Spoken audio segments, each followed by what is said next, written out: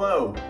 The last time I recorded a video in this space, I talked about the conversation that God had with Job in the beginning of the book of Job in the Bible.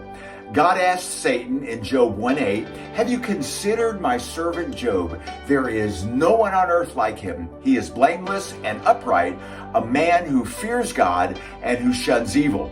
I spoke to that verse in my last video. Well, what led to that conversation between God and Satan?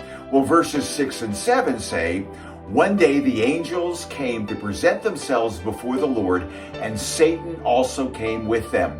The Lord said to Satan, 'Where have you come from?' Satan answered the Lord, 'From roaming throughout the earth, going back and forth on it.'" Did you get that?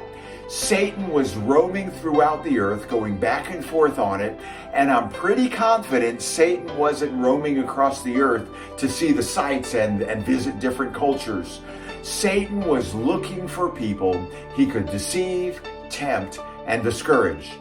We know that Satan is not dressed in red pajamas and carrying a pitchfork. Rather, Satan is a powerful and well-resourced being whose main focus is to keep unbelievers from trusting in Christ and to keep believers from focusing on the mission of bringing those unbelievers into God's kingdom.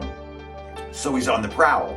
He's actively involved in his mission, which is to steal, kill, and destroy our lives. We are tempted to feel safe from Satan's attacks because we are redeemed by Jesus' blood, but we need to understand that Satan will not leave us alone. Although he knows that we will ultimately go to heaven, he will do everything he can to keep us from God's mission.